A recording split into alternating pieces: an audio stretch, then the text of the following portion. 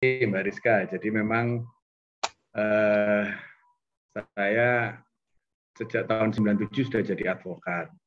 Nah, di tahun 97 itu kemudian terlibat di perlindungan anak karena saat itu kasus-kasus anak yang berhadapan hukum. Jadi pada saat reformasi itu kan banyak cerita bahwa anak-anak itu ikut-ikutan dengan demonstrasi, kemudian ikut dianggap sebagai penjara,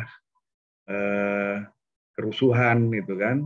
Nah, di sana kemudian saya yang saat itu punya pemahaman bahwa ternyata anak-anak itu kalau kena kasus hukum kok masih diperlakukan seperti orang dewasa ya.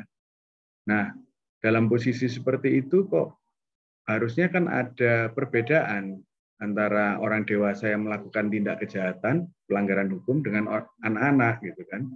Kan tidak bisa disamakan kok, semua akhirnya sama-sama ditangkap, diborgol, bahkan mungkin ada yang dipukuli atau mungkin ditembak juga gitu kan, tahun-tahun segitu. Nah, setelah coba dipahami, ternyata belum ada undang-undang perlindungan anak saat itu. Karena kemudian sejak saat itu saya berkecimpung di advokasi atau upaya-upaya untuk membantu mengeluarkan undang-undang perlindungan anak itu dari tahun 99 sampai 2003.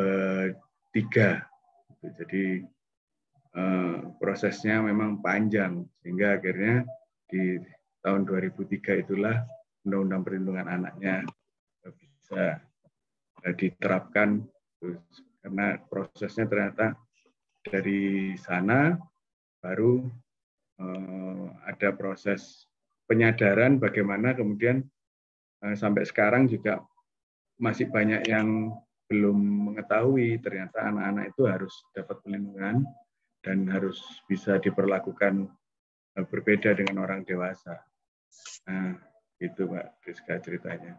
Iya, wah luar biasa baik. Nanti mungkin bisa sekali awal-awal bisa dijelaskan nih, yang termasuk anak itu usia berapa sampai berapa. Kadang kan kita bingung ya. Nah, usia berapa sampai berapanya. Oke.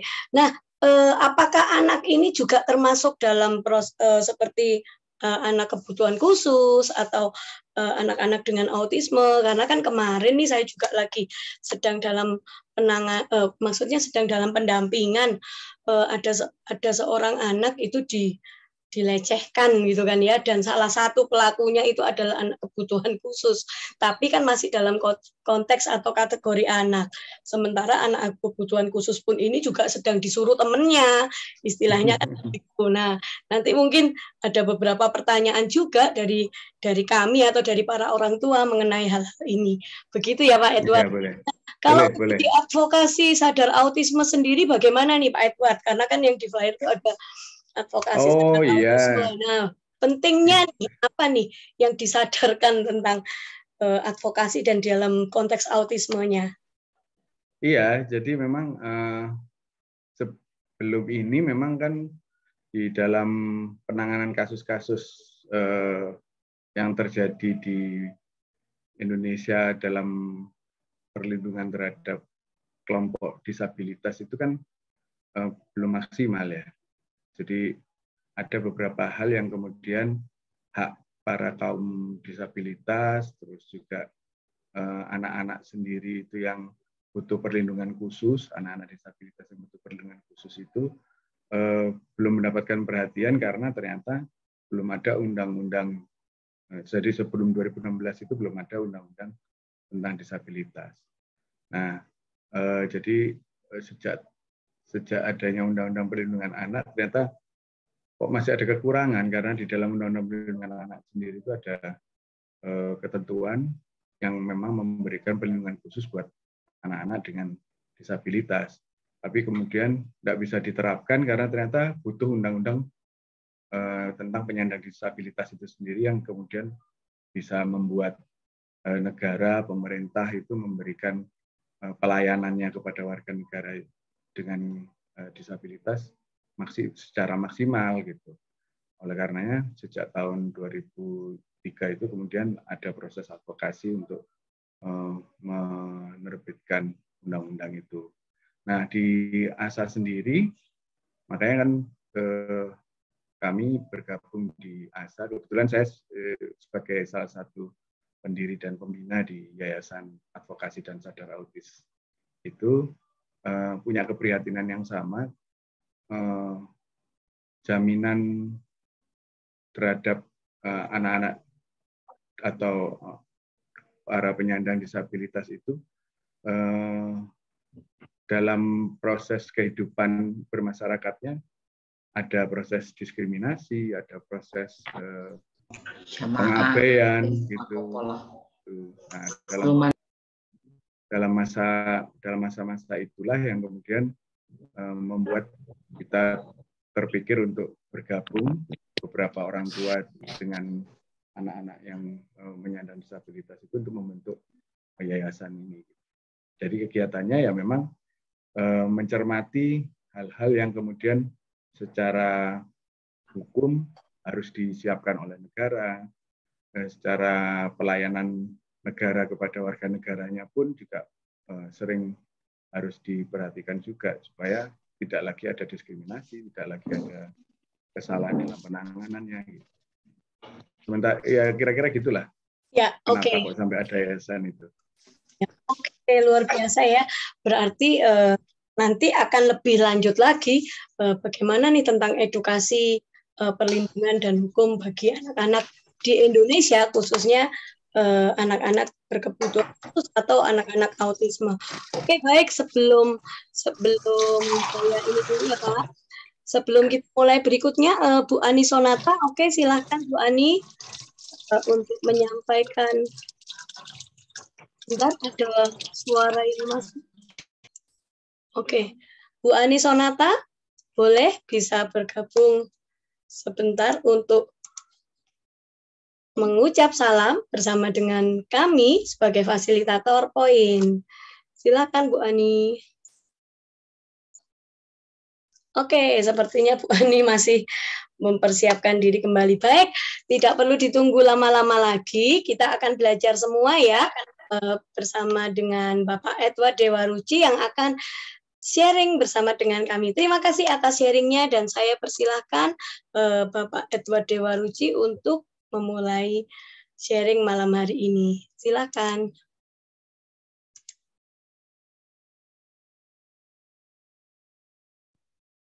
Baik, terima kasih Mbak Rizka. Selamat malam semua Bapak Ibu sekalian yang saya banggakan, dan mudah-mudahan kita semua dalam kondisi yang sehat walafiat, karena situasi yang seperti sekarang ini memang yang paling penting adalah menjaga kesehatan, sehingga kita bisa menjalani kehidupan ini dengan baik dan bahagia gitu ya. Nah, pada malam hari ini, sebagaimana yang diharapkan oleh penyelenggara, pertemuan malam hari ini kita bisa sedikit berbagi informasi. Ya, belum besar sepertinya Pak. Boleh diperbenar di. Bentar. Baik. Ini sudah kelihatan ya? Sudah. Sampun, sudah. Ya, bahwa yang kita coba bagikan pada malam hari ini adalah informasi tentang apa itu hak anak dan bagaimana sih sebetulnya perlindungan khusus yang harus disediakan oleh negara di Indonesia ini terkait dengan upaya-upaya yang dalam rangka memberikan jaminan atas pelaksanaan hak anak-anak tersebut. Nah, kita semua tahu bahwa setiap anak harus memiliki hak untuk bisa tumbuh dalam lingkungan yang dapat menjamin bahwa mereka terlindungi. Ini ketentuan atau statement yang sebetulnya sudah ada di konstitusi. Jadi Undang-Undang Dasar 45 kita sebagai konstitusi yang melandasi kita sebagai negara Indonesia yang merdeka ini sudah mengatur bahwa ketentuan ini harus bisa dipenuhi oleh pemerintah sebagai pelaksana dari kebijakan negara.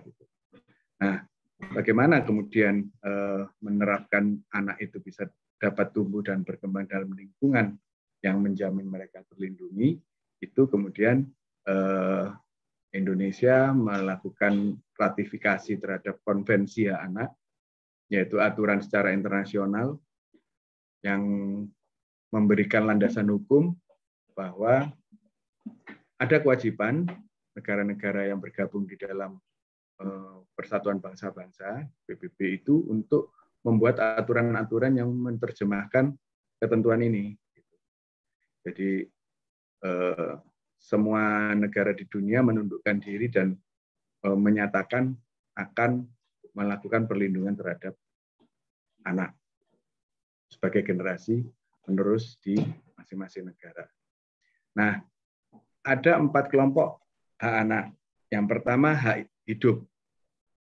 Hak hidup itu adalah hak untuk memberikan jaminan bahwa hidup dan kebutuhan dasar anak itu harus betul-betul dapat terpenuhi. Jadi misalnya mendapatkan air susu ibu eksklusif, misalnya gitu kan. Terus kesehatannya dia harus dijamin supaya tetap bisa hidup sehat. Terus dapat makanan, tempat tinggal yang layak dan sebagainya. Itu hak hidup. Kemudian hak tumbuh kembang.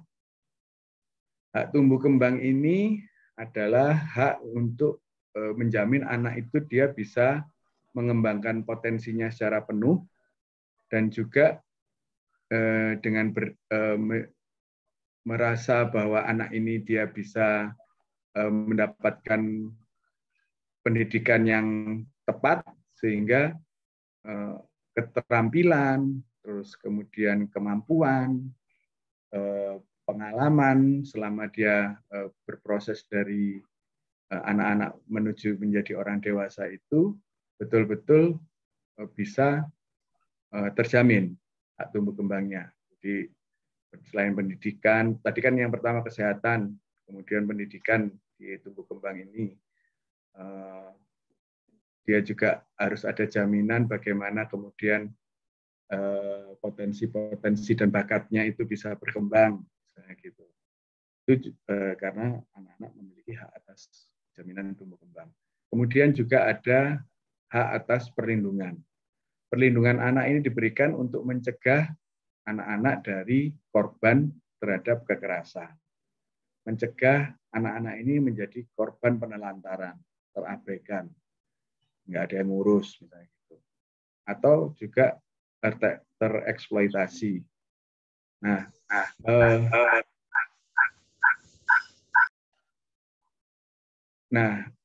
Agar tidak dapat diperlakukan kasar, itu maka perlu adanya aturan-aturan yang betul-betul memberikan jaminan dan juga bagaimana memberikan kepastian anak-anak ini untuk tidak menjadi korban kekerasan. Makanya ada Undang-Undang Perlindungan Anak. Itu ada beberapa pasal yang kemudian mengatur hukuman yang lebih berat bagi mereka yang melakukan kekerasan terhadap anak, baik itu hukuman secara fisik, misalnya bisa di penjara, atau bahkan yang terakhir ada hukuman kalau untuk kekerasan seksual yang dengan korban anak-anak itu mereka akan dihukum kebiri misalnya. Ada lagi adalah hak partisipasi. Hak partisipasi ini adalah hak yang memang membuat anak-anak kita selain tadi dia bisa hidup, tumbuh, berkembang, dan dilindungi, hak partisipasi ini akan memberikan jaminan anak untuk dia bebas berpendapat, bebas untuk menyampaikan ide, gagasan, gitu kan, dijamin dia supaya ada kesempatan untuk kemudian ikut dalam pengambilan keputusan, misalnya gitu. Jadi hak partisipasi ini tidak membuat anak-anak itu kemudian dibungkam, tidak bisa menyampaikan pikiran dan pendapatnya, takut karena kemudian hak partisipasinya dibelenggu. Jadi ada 4 kelompok hak anak yang ini sering dalam setiap kegiatan kita selalu sampaikan untuk semua pihak itu memahami bahwa hak hidup, hak tumbuh kembang, hak perlindungan, dan hak partisipasi inilah yang harus diberikan kepada anak-anak kita. Dari 4 kelompok hak anak itu ada 4 prinsip yang harus kita pegang penuh. Yang pertama adalah prinsip kepentingan terbaik bagi anak, prinsip non-diskriminasi, tidak boleh ada perbedaan membeda-bedakan, anak laki, anak perempuan, anak beragama ini, anak beragama itu, anak dari kelompok kaya, kelompok miskin, misalnya tidak boleh ada diskriminasi. Itu prinsip yang harus kita pegang. Prinsip partisipasi juga menjadi dasar untuk kemudian kita sama-sama untuk menegakkan tadi 4 hak dasar anak tadi, dan ketiga prinsip itu dirangkai dalam rangka untuk menjamin prinsip hidup dan tumbuh kembangnya anak. Jadi hidup dan tumbuh kembangnya anak ini tidak bisa berjalan sendiri. Dia akan tergantung dengan bagaimana kita bersikap untuk memberikan kepentingan terbaiknya anak. Bagaimana kemudian kita harus tidak melakukan anak-anak itu dengan membeda-bedakan. Bagaimana kemudian kita sebagai orang tua memberikan hak partisipasi anak itu. Itu yang kemudian prinsip hidup dan tumbuh kembangnya akan bisa berjalan dengan baik. Nah, terhadap 4 hak dasar dan prinsip-prinsip ini, maka keputusan atau kebijakan negara untuk memberikan jaminan hak anaknya harus dijalankan dalam bentuk peraturan, dalam bentuk perundang-undangan. Nah, sebetulnya siapa sih yang bertanggung jawab dalam hal perlindungan anak? Ini kalau kita lihat ada tingkatan level-level perlindungan anak itu. Jadi yang paling bawah anak sendiri, karena dia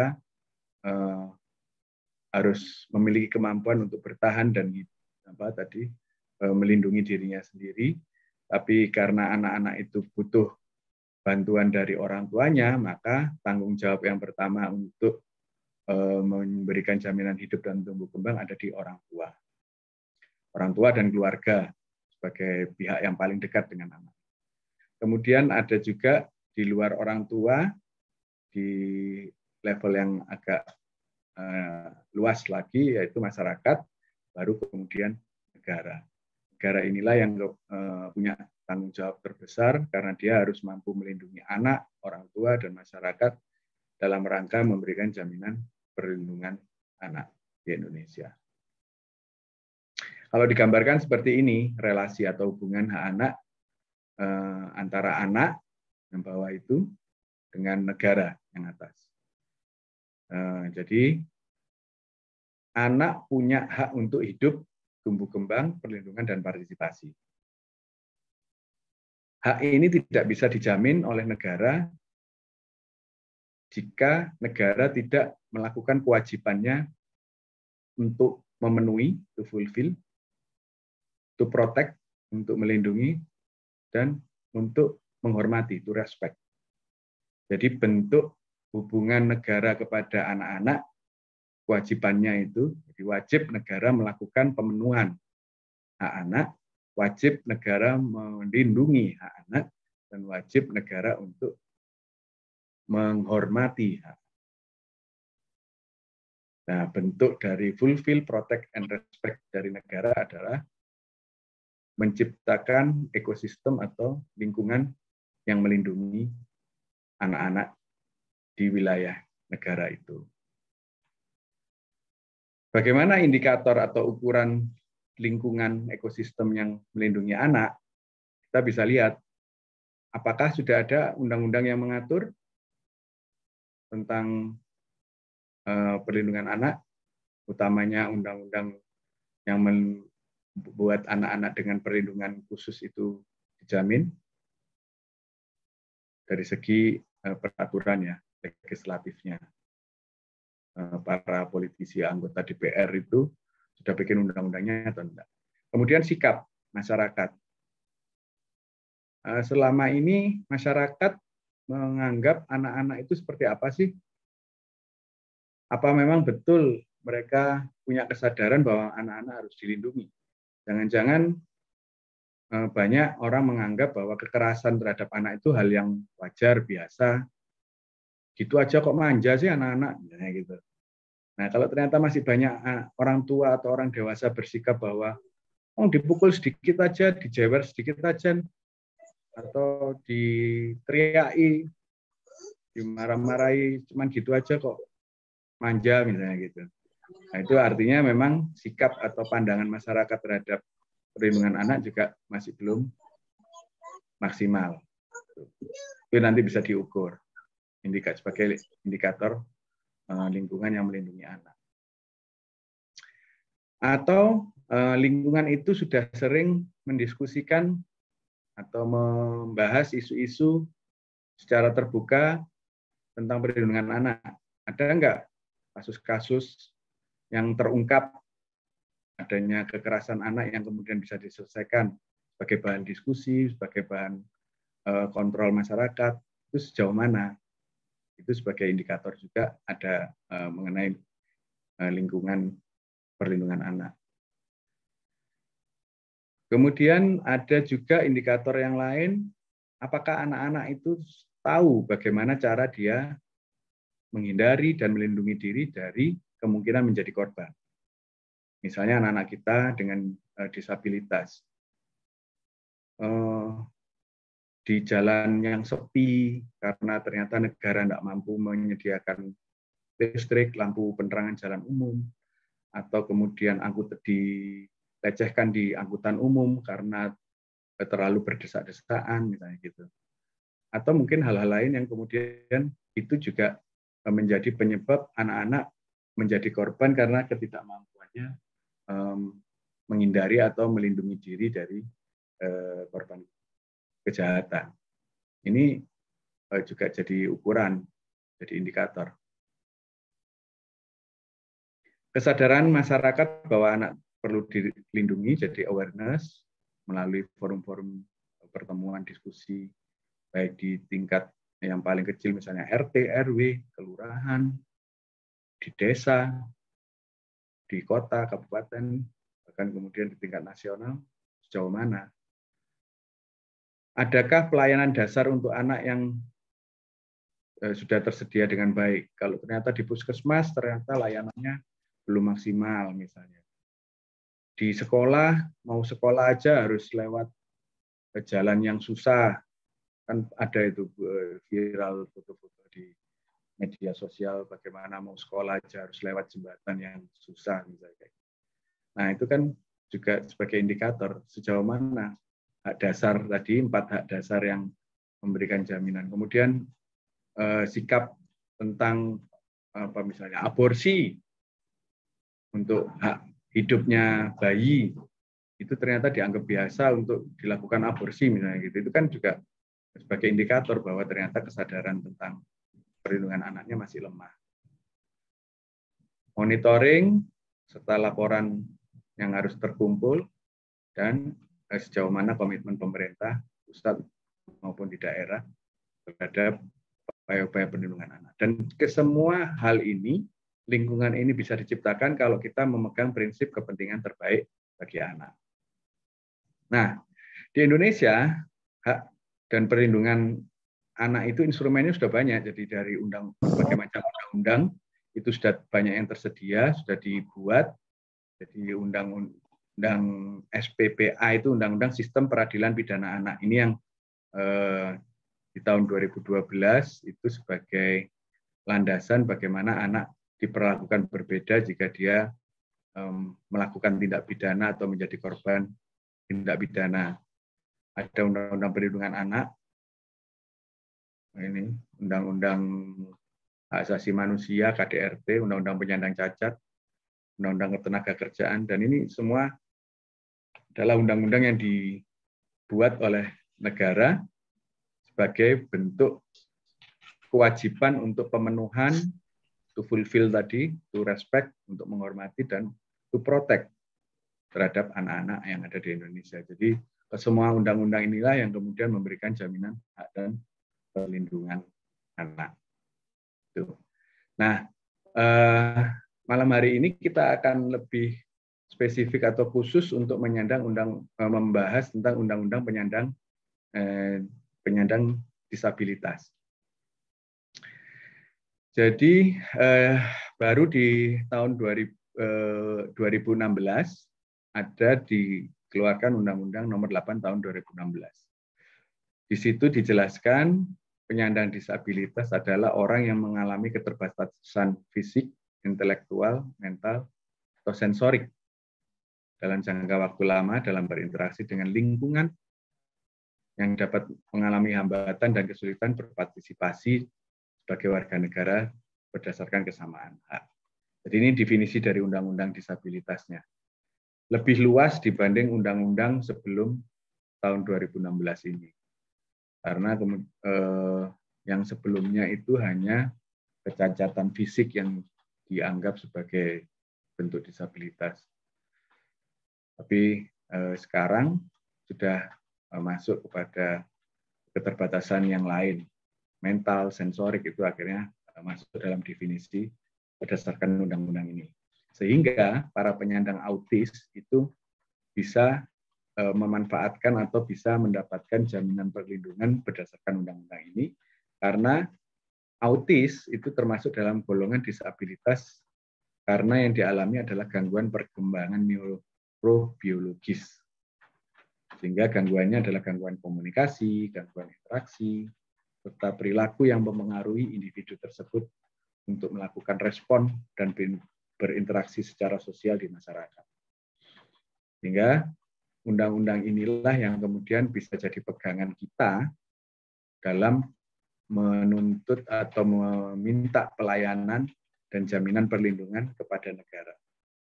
Jadi sebagai pembayar pajak, orang-orang tua ini kan harus bisa mendapatkan jaminan perlindungan dan pelayanan dari pemerintah. Kalau kemudian anak-anak kita tidak diperlakukan dengan baik, maka kita bisa melakukan upaya-upaya menuntut dan meminta pelayanan dan perlindungan itu berdasarkan undang-undang ini, karena undang-undangnya sudah ada. Nah, ini jenis-jenis disabilitasnya berdasarkan undang-undang itu, jadi ada fisik, intelektual, mental, dan sensorik.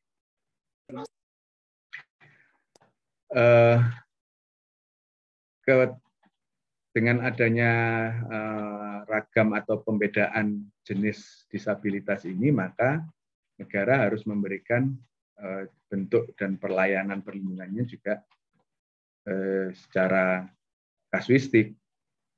Jadi kalau fisik ya dia butuh apa saja sih. Kalau intelektual itu butuh pelayanan dan perlindungan seperti apa sih? Jadi lebih jelas gitu dibanding undang-undang sebelumnya. Tumpuan. Bentar.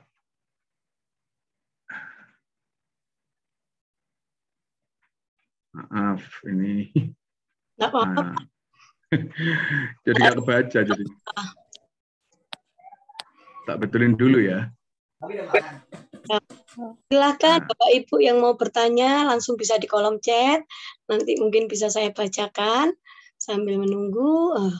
Silakan boleh ditulis di kolom chat. Ya, nggak apa-apa.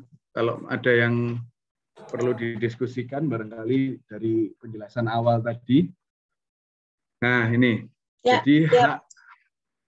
hak yang harus diperhatikan oleh para penyandang disabilitas itu di pasal 5 Undang-Undang Nomor 8 Tahun 2016. Ini ada hak hidup, bebas dari stigma, hak mendapatkan privasi, perlindungan hukum, pendidikan, pekerjaan, dan sebagainya. Jadi secara rinci undang-undang ini sudah memberikan poin-poin atau hal-hal yang akan dijamin dan dilaksanakan oleh negara untuk memberikan jaminan hak kepada para disabilitas. Jadi misalnya ternyata ada disabilitas yang tidak mendapatkan perlindungan dari bencana, misalnya ada bencana justru nggak dibantu atau nggak itu, dia berarti pemerintah atau siapapun yang dalam situasi itu melanggar pasal 5 ini gitu. Jadi ada pedomannya gitu. Misalnya pendataan, atas pendataan. Ternyata di KTP-nya karena tidak jelas statusnya dia menyandang disabilitas apa, kemudian kelewatan dalam mendapatkan bantuan dari Kementerian Sosial misalnya. Harusnya dia karena punya disabilitas tidak bisa bekerja dan sebagainya, karena nggak tertulis di KTP-nya atau tidak terdata di data kependudukannya, akhirnya kelewatan, dianggapnya dia orang biasa yang tidak memiliki keterbatasan gitu. Nah itu juga akhirnya bisa melakukan upaya untuk menuntut atau mengadvokasi dirinya untuk bisa dilayani sesuai undang-undang ini. Ada juga perempuan dengan disabilitas memiliki hak atas kesehatan reproduksi, menolak atau menerima menggunakan alat kontrasepsi, mendapatkan perlindungan dari perlakuan diskriminasi, dan seterusnya. Anak penyandang disabilitas juga mendapatkan hak, diantaranya mendapatkan perlindungan khusus, tidak bisa ditelantarkan, dilecehkan, dan selanjutnya dilindungi kepentingannya dalam pengambilan keputusan. Ini jadi hak ini hak yang ada di pasal 5 inilah yang kemudian membuat kita punya dasar untuk memberikan jaminan dan kepastian kita harus dilayani dan dilindungi oleh negara sesuai dengan pasal 5. Nah, relasi pemerintah sebagai wakil dari negara untuk memberikan jaminan dalam perlindungan hak penyandang disabilitas ada di pasal 28 dan pasal 29. Di pasal 29 jelas disebutkan wajib menyediakan bantuan hukum misalnya kepada penyandang disabilitas pada saat ada kasus. Jadi di kami di ASA itu ada beberapa kasus sering terjadi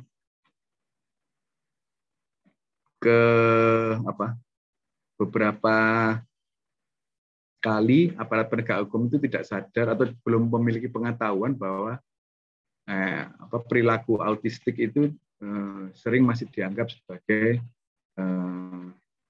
ODGJ, ya, orang dengan gangguan jiwa. Sehingga kemudian kalau di Surabaya ditangkap terus dimasukkan di Liponsos. Jadi Satpol PP tanpa mendeteksi atau memperlakukan secara manusiawi langsung dibawa naikin truk terus ditaruh di Liponsos. Yang punya anak atau keluarga kan jadi kebingungan karena kemudian tidak ada identitas yang jelas terhadap bahwa anak ini atau keluarganya tadi itu mengalami autisme. Nah itu yang kemudian sering jadi korban kekerasan karena dianggap melakukan pencurian, pengerusakan, gitu. Yang kemudian akhirnya urusannya dianggap sebagai orang dengan gangguan kejiwaan itu yang akhirnya penanganannya tidak berdasarkan undang-undang disabilitas ini. Itu yang pernah terjadi. Sehingga di pasal 28-29 ini menjadi dasar bahwa negara harus lebih memperhatikan, terutama aparat penegak hukum itu untuk hati-hati terhadap kelompok disabilitas intelektual yang kemudian dianggap melakukan tindak pidana atau pelanggaran hukum. Justru mereka harus wajib menyediakan bantuan hukum buat kaum disabilitas yang dianggap melanggar hukum. Nah, selanjutnya di pasal 30, penegak hukum sebelum memeriksa meminta pertimbangan dan saran dari dokter, psikolog, atau pekerja sosial.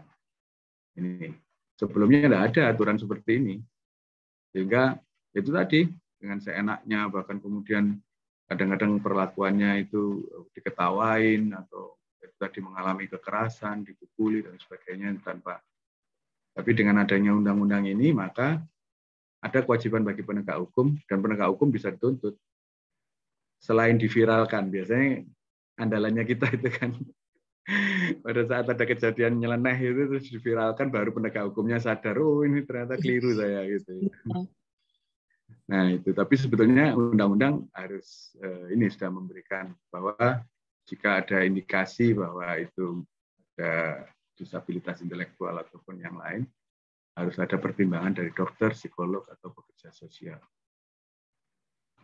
Nah, jika para disabilitas berhadapan dengan hukum atau mengalami kasus hukum, untuk melakukan pemeriksaan terhadap anak penyandang disabilitas wajib meminta izin pada orang tua untuk kemudian mencari pendamping, penerjemah, itu harus jelas. Jadi tidak bisa terus dia kelihatannya badannya besar, terus dianggap mampu memberikan jawaban-jawaban dan dianggap jawabannya benar, itu menurut undang-undang ini prosesnya akan dianggap cacat hukum, prosesnya akan dianggap salah, dan apa yang sudah dilakukan bisa digugat. Jadi aparat penegak hukumnya bisa dilaporkan bahwa dia telah tidak profesional dalam melakukan proses pemeriksaan. Demikian juga untuk proses peradilannya, bahwa lembaga hukum juga wajib menyediakan akomodasi yang layak. Jadi tidak bisa disatukan dengan orang-orang yang berpotensi melakukan pelecehan, terus atau kekerasan, atau juga mungkin perlakuan-perlakuan yang tidak manusiawi lainnya. Sehingga bentuk rumah tahanannya juga selnya atau tempat tahanannya itu juga harus dibedakan dibanding orang-orang normal lainnya. Penyandang disabilitas dapat dinyatakan tidak cakap berdasarkan penetapan pengadilan. Jadi ya kalau untuk kasus keperdataan ini adalah kasus privat ya, kasus yang hubungan antar manusia. Jadi kalau yang tadi kasus kejahatan itu kasus-kasus pidana yang karena melanggar aturan umum. Kalau keperdataan ini menyangkut kepentingan-kepentingan privat pribadi di antara keluarga maupun orang dengan orang lain. Nah, ini yang harus dilakukan permohonan bahwa keluarga kita atau anak-anak kita itu harus dianggap tidak cakap atau tidak mampu melakukan perbuatan hukum. Misalnya dia membuka rekening di perbankan, kemudian pada saat anak-anak ini harus mendapatkan warisan dari orang tua, itu menjadi dasar untuk kita perlu minta penetapan pengadilan, sehingga nanti di sana ditentukan siapa yang menjadi pengampu atau wali terhadap anak atau keluarga kita ini. Karena kemudian pengambilan keputusannya tidak bisa mereka yang mengambil keputusan secara pribadi terhadap jual beli, sewa menyewa, bikin perjanjian misalnya. Nah itu harus ada wali atau pengampunya istilahnya, dan itu harus berdasarkan penetapan dari pengadilan yang kita mohonkan. Dalam proses itu, keluarga penyandang disabilitas berhak menunjuk seseorang mewakili kepentingan pada saat ditetapkan tidak cakap, yaitu tadi berhak menunjuk seseorang untuk menjadi wali atau pengampunya atau orang yang dianggap punya hak untuk merawat, melindungi, dan juga memberikan jaminan-jaminan sampai para penyandang disabilitas ini tetap masih bisa beraktivitas dengan di masyarakat gitu. Jadi penetapan ini secara legal, secara hukum memang dibutuhkan untuk menjelaskan statusnya sejauh mana dia mampu bertindak dan mampu berbuat sehingga ini akan melindungi dalam setiap kegiatan di masyarakat. Kalau nggak ada penetapannya, akan dianggap sebagai orang yang baik-baik saja kondisinya, dianggap tidak punya keterbatasan. Nah, itu akhirnya akan dianggap sebagai orang yang mampu melakukan kegiatan-kegiatan yang wajar gitu loh. Padahal sebetulnya harusnya dengan penetapan ini menjadi dasar. Orang akan tahu bahwa oh ini memang butuh perlindungan khusus. Oh ini memang harus kita komunikasinya atau berurusannya hanya dengan walinya atau dengan pengampunya gitu. Tapi kalau nggak ada penetapan dari pengadilan ini yang akan pihak lain pun juga akan kesulitan untuk menyikapi dan menghadapi keluarga atau anak-anak kita. Nah ini tadi hak privat atau keperdataannya, misalnya mengurus akte kelahiran, ijazah, paspor, yang berhubungan dengan kepemilikan dan warisan. Nah ini kemudian transaksi jual beli sewa harus menunjuk pengampu atau wali. Ini tadi yang mengenai kepentingan dari anak-anak kita. Nah ini bahwa dengan adanya undang-undang ini di pasal 91 dan 96 ada beberapa jaminan yang harus disediakan oleh pemerintah maupun pemerintah daerah, misalnya akses. Selama ini misalnya trotoar, terus juga bangunan-bangunan di kantor-kantor pemerintah atau di sekolah kan juga. Ya tapi mungkin kalau untuk Surabaya, terus beberapa kota besar yang sudah mulai menerapkan undang-undang ini, sudah mulai membuat akses untuk kursi roda misalnya gitu, atau untuk orang tunanetra, kemudian penyeberangan jalan, dan pokoknya akses-akses publik itu harus memperhatikan kepentingan supaya para penyandang disabilitas ini bisa beraktivitas sosial dengan baik. Juga mengenai panti rehabilitasi sosial, pemberian jaminan sosial, karena kemudian pendataannya juga harus punya kualitas yang akurat, itu harus jadi peran dan jaminan dari pemerintah. Ada beberapa pasal larangan dan sanksi. Jadi setiap orang yang ditunjuk untuk mewakili kepentingan penyandang disabilitas tadi, wali atau pengampunya, kalau kemudian dia menyalahgunakan kepercayaan dari pengadilan atas penunjukan penetapan pengadilan tadi, misalnya dia dapat hak untuk mengatur atau menjadi wali dari penyandang disabilitas, terus menyalahgunakan, dipakai buat hura-hura misalnya gitu, harta warisannya anak dengan yang ditinggal dari orang tuanya ini, tapi si anak ini punya keterbatasan dan harus menunjuk walinya, terus ternyata walinya atau pengampunya ini tadi menyalahgunakan, maka dia akan mendapatkan ancaman pidana 5 tahun dan denda 500 juta. Ini akan ditimpakan kepada atau diberikan kepada orang-orang yang sudah ditunjuk mewakili kepentingan para penyandang disabilitas, tapi kemudian menyalahgunakannya. Jadi karena kan si anaknya atau keluarga tadi itu tidak bisa melakukan transaksi jual beli, nah, terus akhirnya terus diakal-akali gitu atau direkayasa yang kemudian menguntungkan pribadinya dari wali atau pengampunya. Nah ini juga bisa dijadikan masalah. Setiap orang dilarang menghalang-halangi atau melarang penyandang disabilitas mendapatkan hak-haknya. Jadi jika ada orang yang menghalang-halangi disabilitas itu mendapatkan hak atas jaminan akses pendataan bahwa dia harus bisa dapat bantuan dan sebagainya, itu malah dihalang-halangi atau ditutupi atau dihilangkan. Itu jadi di pasal-pasal yang ada di undang-undang ini itu kan tadi ada hak-haknya ya. Nah, dari pasal 10, 26 dan 28 tadi. Itu tidak boleh dihalang-halangi atau diabaikan. Kalau ada orang berupaya untuk menghalang-halangi atau melarang penyandang disabilitas untuk mendapatkan haknya, orang yang menghalang-halangi atau melanggar itu tadi akan dihukum paling lama 2 tahun dan denda 200 juta.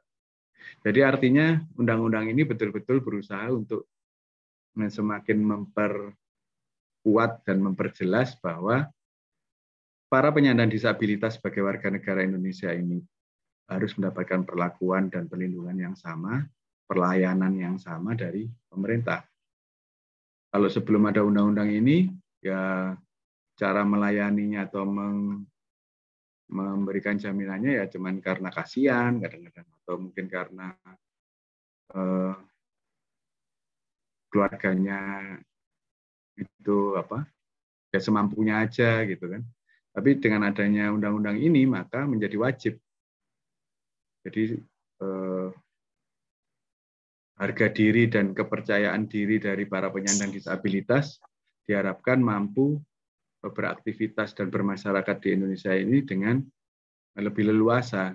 Tidak lagi ada hambatan-hambatan yang dimana kalau hambatan-hambatan itu masih ada dan masih muncul, maka berdasarkan undang-undang ini bisa kita lakukan upaya-upaya tuntutan dan pemenuhan serta perlindungannya tadi.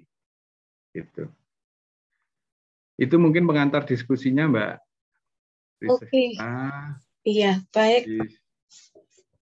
Baik, Pak Edward. Wah, jadi semakin lebih memahami dan semakin mengerti khususnya tentang undang-undang ini. Oke, Pak Edward boleh minum dulu.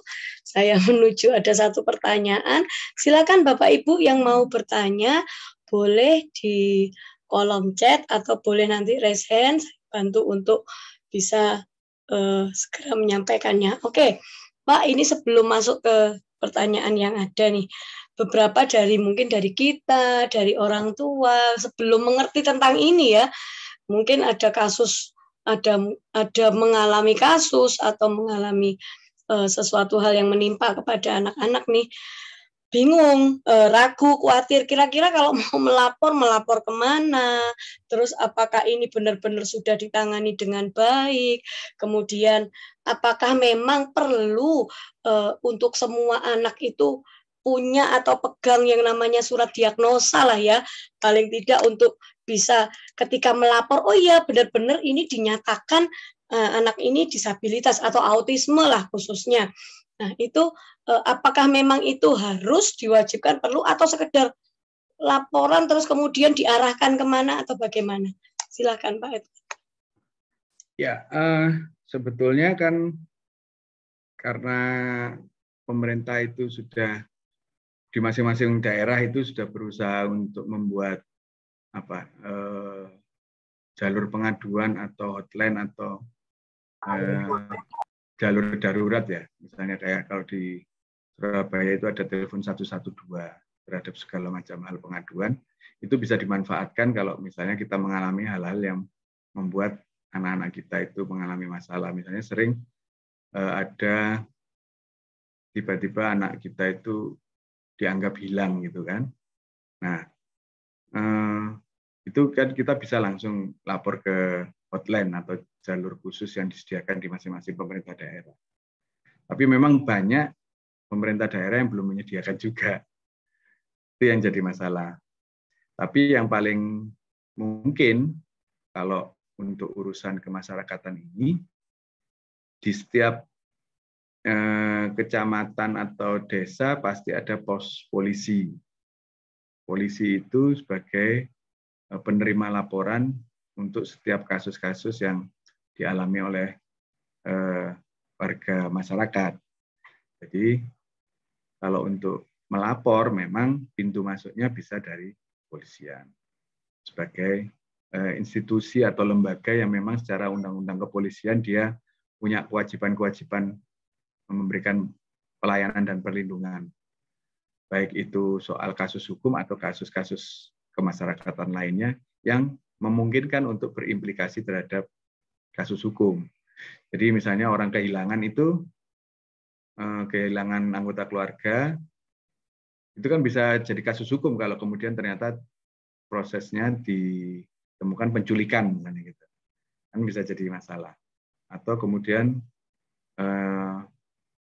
kehilangan anggota keluarga itu yang kemudian terjadi trafficking atau perdagangan orang, misalnya gitu. Itu kan akhirnya jadi kasus hukum. Nah, tempat pengaduannya memang yang paling banyak tersedia adalah di kantor kepolisian. Di samping tadi kalau di inovasi beberapa daerah dia sudah punya telepon khusus, telepon 112, telepon darurat gitu loh, yang bisa dimanfaatkan hotline jalur darurat itu. Nah, kemudian yang kedua tadi soal identitas. Sama seperti yang sudah diamanatkan oleh Undang-Undang Disabilitas tadi tentang penetapan status ketidakmampuan dari anggota keluarga kita atau anak-anak kita tadi. Memang selayaknya kita semua punya status itu secara hukum tercatat dan berdasarkan penetapan pengadilan tadi. Jadi ngurus kita memang. Sehingga kemudian dari sana muncul identitas khusus di kartu identitasnya.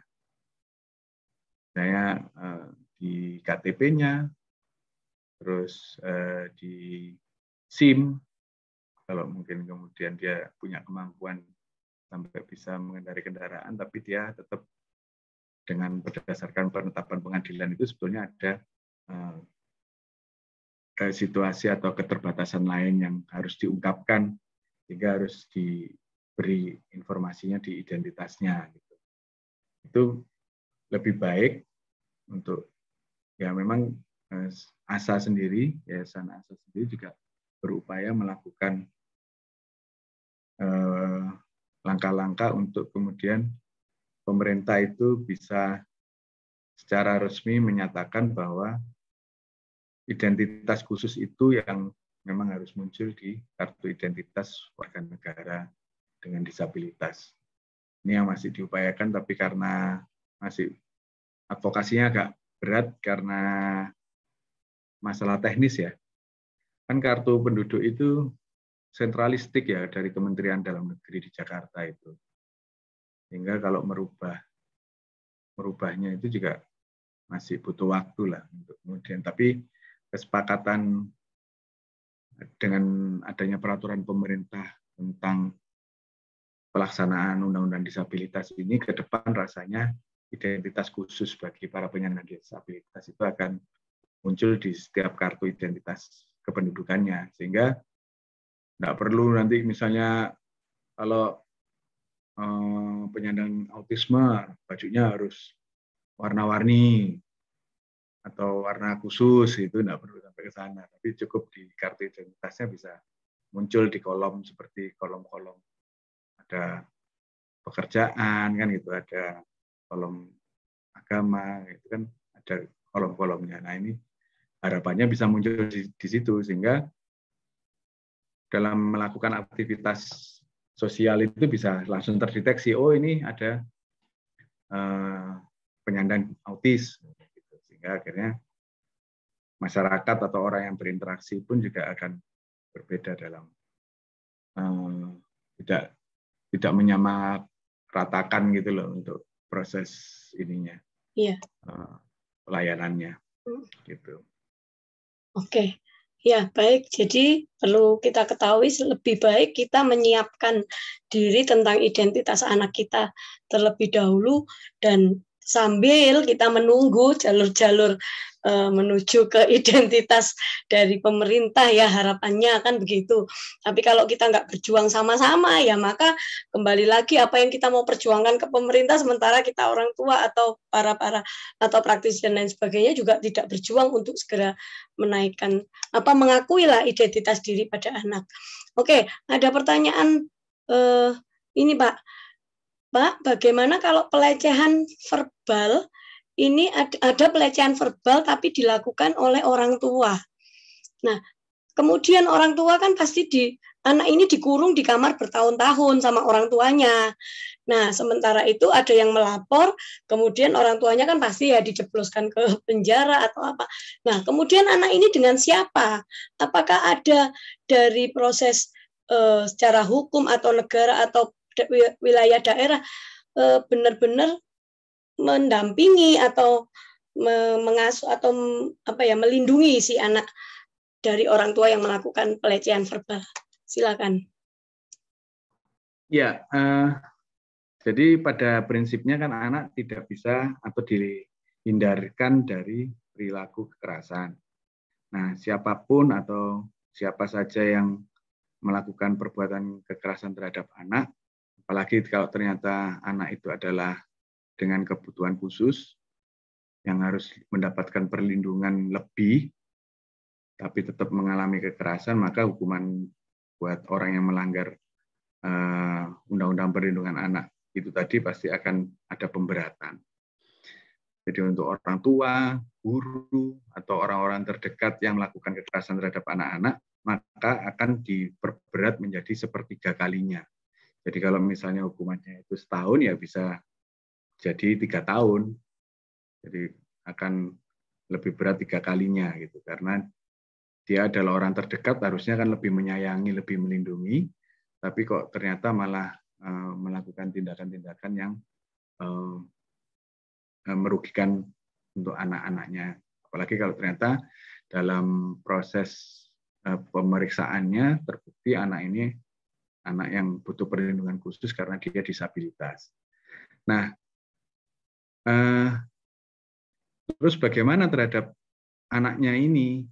Kalau kemudian dalam asesmen atau dari proses itu terbukti bahwa memang orang tuanya atau keluarganya tadi tidak mampu untuk mendapatkan amanah atau kepercayaan merawat si anak, maka negara yang akan mengambil alih. Jadi ada Kementerian Sosial, ada dinas sosial di masing-masing kabupaten kota, dia akan atas nama negara mengambil alih pengasuhannya untuk kemudian diasuh di satu lembaga pengasuhan, misalnya panti asuhan yang itu kemudian atas nama negara seluruh jaminan kehidupannya sudah diambil alih karena keluarga atau orang tuanya dianggap tidak mampu memberikan pengasuhan terbaik buat mereka. Jadi Undang-Undang Disabilitas, Undang-Undang Perlindungan Anak itu memberikan kewenangan kepada pemerintah atas nama negara untuk mampu melakukan tindakan-tindakan atau upaya-upaya jaminan bahwa anak-anak kita itu akan tetap bisa tumbuh berkembang dengan baik karena kemudian dihindarkan dari hal-hal yang buruk meskipun itu adalah orang terdekat atau keluarganya sendiri. Jadi negara punya kewenangan dengan adanya undang-undang itu untuk mengambil alih urusan pengasuhannya. Itu Mbak Rizka. Oke, baik, terima kasih. Oke, selamat malam. Saya mau izin bertanya. Yang sering terjadi atau kekhawatiran pada anak autisme kita itu adalah dibully. Untuk kasus pembulian, adakah dasar hukumnya ya Pak? Pasal berapa? Ya, kalau memang dia masih usianya anak-anak, itu di Undang-Undang Perlindungan Anak ada. Jadi perlindungan anak untuk dihindari dari kekerasan fisik maupun verbal. Bullying kan bisa macam-macam ya. Bisa secara fisik, terus mempermalukan yang misalnya kalau di sekolahan itu bisa melakukan hal-hal yang kemudian membuat mereka trauma, takut. itu kan bisa mempengaruhi mentalnya. Itu sudah masuk kategori melanggar Undang-Undang Perlindungan Anak kalau usianya masih anak-anak. Nah, kemudian kalau di Undang-Undang Disabilitas tadi ada beberapa pasal yang terhadap hak untuk tidak diperlakukan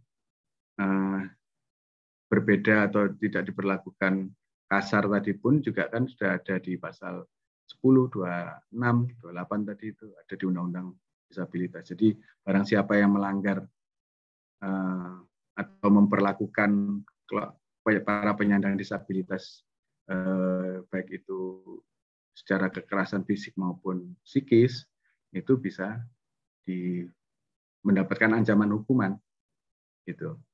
Jadi di Undang-Undang Perlindungan Anak itu kan pasal 59 memberikan jaminan perlindungan khusus. Terus ada mulai dari pasal 83 dan seterusnya itu mulai kekerasan fisik, kekerasan seksual, eksploitasi semua diatur di pasal-pasal Undang-Undang Perlindungan Anak kalau usianya masih anak-anak, dan itu ancaman hukumannya bisa lebih dari 5 tahun semua. Jadi memang negara sudah memberikan rambu-rambu untuk siapapun dilarang atau tidak boleh melakukan kekerasan terhadap anak-anak, khususnya anak-anak dengan disabilitas. Jadi ada 2 undang-undang yang kemudian melindungi anak-anak kita. Undang-Undang Perlindungan Anaknya sendiri, itu selain anak yang secara umum. Terus Undang-Undang Disabilitas itu karena anak kita sebagai penyandang disabilitas. Dari perlindungan 2 undang-undang ini, ancaman hukumannya pasti akan lebih berat buat yang melakukan pelanggaran atau yang kemudian dia membuat anak kita jadi korban. Nah, tinggal kita mau nggak menjadi, karena kita merasa dirugikan, anak kita dirugikan, itu kita menjadi pelapor. Ya kan? Kalau kemudian kita menganggap bahwa urusan ini, udahlah, memang seperti ini, terus kita tidak berani melapor, nanti kalau lapor juga malah repot. Nah, si pelakunya akan merasa bahwa, enak ya kita melakukan kekerasan kepada mereka, nggak ada yang berani lapor aja gitu. Nah, kalau nggak ada yang berani lapor ya polisi atau atas nama negara tadi juga nggak bisa berbuat, nggak bisa bergerak untuk menegakkan aturannya atau menegakkan hukumnya. Jadi karena harus tergantung kita sendiri. Ya. Bagaimana kita harus berani melaporkan sebuah tindakan-tindakan yang memang merugikan anak-anak kita. Oke, baik. Selamat malam, mohon penjelasan untuk mengajukan permohonan penetapan pengadilan. Apakah keluarga memerlukan lembaga hukum yang terdaftar lain seperti advokat agar mempunyai kekuatan hukum? Bagaimana alur pengurusannya ya? Ya, permohonannya memang diajukan secara tertulis kepada ketua pengadilan, dan ini bukan seperti sidang sengketa, jadi nggak sampai harus berhadapan-hadapan dengan pihak yang lain. Jadi kita hanya mengajukan permohonan tertulis, melampirkan dengan data-data, misalnya tadi hasil pemeriksaan dokter, psikolog, itu bisa kita jadikan lampiran permohonan. Terus membawa 2 orang saksi dari keluarga terdekat untuk meyakinkan. Hakimnya juga enggak sampai 3 majelis, 3 orang gitu enggak. Jadi hanya 1 hakim yang memeriksa untuk mengeluarkan penetapannya itu.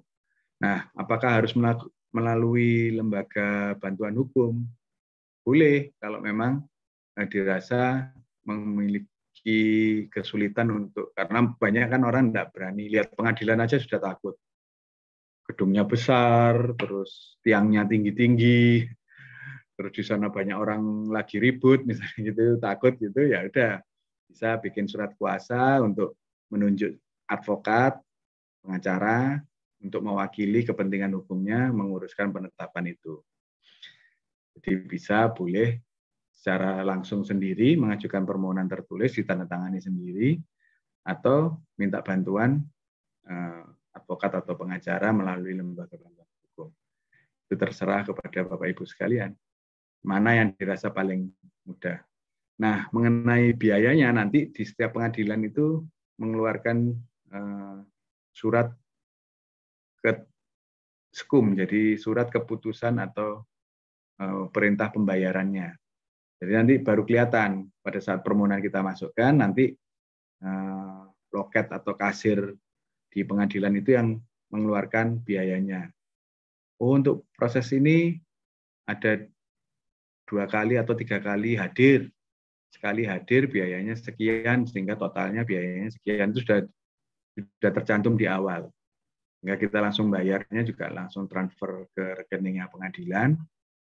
Nah, kalau sudah bayar nanti tinggal ditentukan hari sidangnya kapan, untuk kemudian kita menunjukkan semua fakta bahwa kita mengajukan permohonan penetapan ini untuk memberikan jaminan perlindungan kepada keluarga atau anak kita.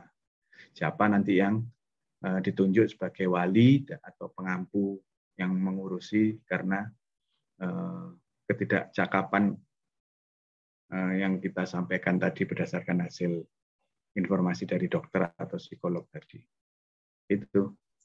Oke, baik, terima kasih. Berarti artinya memang ini sangat penting ya Pak. Kadang kan kita tidak sampai memikirkan hal itu, ya udahlah nanti mungkin dengan proses berjalannya waktu anak kita baik, atau ya saya kan masih bisa melindungi selama saya masih ada, tapi kan kita juga kadang nggak paham nih, nggak tahu nih dengan umur kita sewaktu-waktu apa dan lain sebagainya. Dan mendengar hal ini, saya rasa memang ini perlu dipersiapkan dan perlu dipikirkan untuk bagaimana sih masa depan anak-anak kita, misalnya apakah dari negara harus paling tidak mengerti dan memahami kondisi anak dengan adanya suatu diagnosa. Itu yang utama dulu, yang pertama ya Pak. Setelah itu baru kalau misalkan dia mengalami masalah, bagaimana ketika dilaporkan, oh ternyata ini sudah terdata dan lain sebagainya. Berarti memang penting untuk dipikirkan dan dipersiapkan. Begitu nggih? Iya, betul. Supaya memang ya itu tadi ada aturannya, kalau kita jalankan itu akan memperkuat kita untuk nggak disalahkan. No, kamu ada aturannya, ada penetapan, kamu nggak bikin penetapan, ya sudah kamu dianggap orang biasa berarti, karena nggak ada perbedaan dengan orang lain. Tapi kalau ada penetapan pengadilan itu kan berarti secara legal, secara hukum jelas memang dia berbeda dengan warga negara yang lain. Oke. Ya, baik. Terima kasih. Selamat malam Pak Edward. Terima kasih untuk penjelasannya. Saya mau tanya tentang penetapan pengadilan tersebut. Apakah dimintakan setelah penyandang disabilitas ini berusia di atas 18 tahun atau bisa sesegera mungkin? Yang kedua, tadi Bapak ada menyebut soal identitas disabilitas di kartu identitas. Apakah untuk penyandang disabilitas ada ide yang berbeda, identitas yang berbeda dengan yang lainnya? Terima kasih. Sepertinya tadi sudah ada beberapa yang dijelaskan nih. Iya, soal identitas memang kalau sekarang kan belum ada. Itu yang masih jadi harapan ya, supaya pemerintah itu punya data yang pasti dan akurat, berapa sih sebetulnya penyandang disabilitas yang ada di Indonesia ini. Kemudian rumusan kebijaksanaan atau rumusan program dan kegiatan pemerintah pusat sampai di daerah itu seperti apa untuk melayani mereka sebagai warga negara. Begitu tidak terdata, akhirnya kan cuma dikira-kira aja. Surabaya kira-kira dari 3 juta penduduknya paling 10%, nah kan nggak lucu gitu loh. Nah itu yang kemudian advokasi kita kepingin identitas itu muncul di kartu identitasnya. Tapi karena sekarang masih belum ada, ya memang masih harus kita tunggu atau kita perjuangkan sama-sama agar itu menjadi hak bagi warga disabilitas, warga negara dengan disabilitas, bagaimana amanat dari Undang-Undang Disabilitas tentang hak atas pendataan tadi itu. Ya. Jadi biar nggak terabaikan dan nggak terlantar dari program-program bantuan ataupun program-program lainnya. Nah, kemudian soal penetapan tadi, penetapan pengadilan ini enaknya kapan ya gitu? Kalau sudah dewasa, atau secepatnya ya pada saat kita merasa bahwa ada hal yang berbeda dan itu harus butuh perhatian khusus dan juga perlindungan khusus, maka identitas dengan berdasarkan penetapan pengadilan ini harus segera diurus. Supaya nanti misalnya kita masuk sekolah pun juga akhirnya dengan dasar penetapan ini, sekolah juga sudah punya pemahaman bahwa dia harus butuh pelayanan yang lebih, mendapatkan perhatian yang lebih, karena tidak bisa disamakan dengan anak-anak yang lain atau teman-teman yang lain misalnya gitu. Itu dari awal akhirnya kita bisa menuntut pelayanan-pelayanan dan perlindungannya berdasarkan penetapan itu. Tapi kalau kita tunda-tunda, ya itu tadi Mbak Rizka bilang, umurnya orang tuanya kan juga belum tentu. Terus kalau selain orang tuanya, apakah sayangnya sama seperti orang tuanya juga kan juga belum tentu. Perhatiannya nanti kalau tinggal ya seperti kemarin itu kasus pandemi itu tiba-tiba banyak yang kena COVID nggak tertolong, langsung dalam beberapa saat langsung jadi yatim piatu, dan ternyata si yatim piatunya ini penyandang disabilitas yang kemudian tetangganya pun juga akhirnya kesulitan untuk melakukan pengurusan karena proses hukumnya menjadi terputus kan, karena yang mengumpulkan datanya kalau bukan orang tuanya atau keluarganya terdekat kan juga nggak tahu gitu. Iya. Sehingga akhirnya masuk kategori anak terlantar akhirnya. Anak tidak dengan identitas yang jelas. Itu yang kasihan. Ya. Oke, baik. Terima kasih. Ya, Bapak Ibu mungkin bisa dipikirkan, dipertimbangkan, dan segera diberikan identitas kepada anak-anak kita untuk mempersiapkan masa depannya kelak. Baik dari Ibu Eka, kalau untuk berhadapan dengan hukum atau pelaku, nanti akan ditangani Bapas. Dan kalau untuk anak kebutuhan khusus, nanti pembimbing ke masyarakatnya melakukan penelitian. Dan kalau memang anak pelaku tersebut ABK, biasanya dimintakan hasil asesmen anak tersebut. Mohon dikoreksi kalau salah ya Pak. Ini statement ya sepertinya. Ya memang harus ada asesmen. Asesmen itu yang dilakukan kan ada timnya, kalau dari Kementerian Sosial atau Dinas Sosial itu nanti ada timnya. Terus prosesnya nanti ada standar operation atau peraturan yang melandasi mereka bekerja untuk melakukan asesmen. Ada kok. Makanya semuanya karena regulasinya memang meminta negara hadir atau pemerintah bertindak jika di tengah masyarakat ada persoalan-persoalan yang harus disikapi, ya Undang-Undang Perlindungan Anak dan Undang-Undang Disabilitas ini yang menjadi dasar mereka menjalankan kewenangannya. Ya, baik. Sudah jelas sepertinya. Silakan Bapak Ibu, mungkin jika ada pertanyaan kembali, karena sudah habis pertanyaan di kolom chat.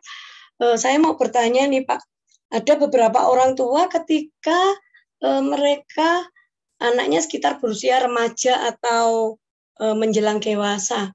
Nah, di dalam proses perjalanan hidup mereka, mungkin ada tanda kutip orang tuanya sudah tidak bisa mendampingi atau mengasuh atau mendidik karena adanya sebuah perilaku gitu ya, behavior yang mungkin sulit ditangani. Akhirnya berujung kepada penyerahan ke apa istilahnya asrama.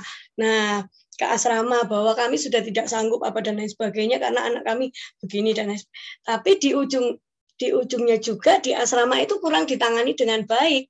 Nah, sejauh mana proses dari pihak hukum tentang sebuah asrama yang menangani anak-anak kebutuhan khusus atau khususnya di autisme ini, dan juga kepada orang tua ini, apakah ini termasuk melakukan maaf ya sepertinya penelantaran kah atau penyerahan tugas kah, atau memang benar-benar mungkin ada kondisi oh ya ayahnya sakit dan lain sebagainya atau ibunya sakit, memang harus diserahkan kepada pihak asrama atau panti gitu. Ya, silakan Pak.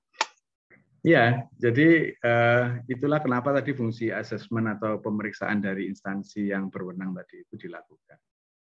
Karena kemudian kan tadi di materi presentasi tadi kan ada kewajiban untuk atau tanggung jawab itu munculnya kan awal dari orang tuanya sendiri, kemudian orang masyarakat, baru pemerintah atau negara.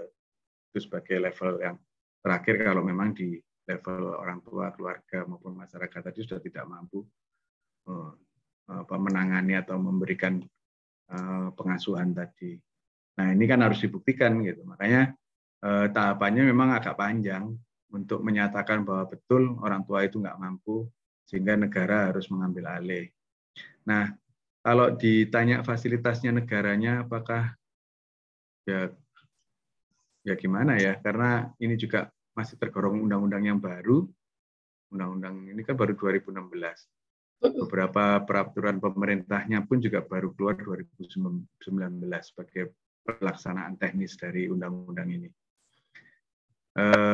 Masih banyak aparatur pemerintah, aparatur hukum yang kemudian masih belum tahu bagaimana sih melaksanakan undang-undang ini dan bagaimana program-program yang mendukung